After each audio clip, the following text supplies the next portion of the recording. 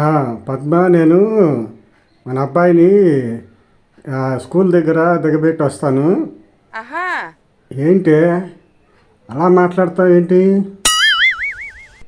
వాళ్ళ class teacher అందంగా ఉందని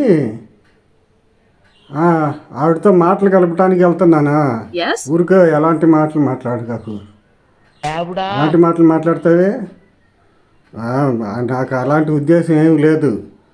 ఏదో మనోడిని కాస్త నడవలేడని చెప్పి స్కూల్ దాకా వదిలి వస్తున్నాను.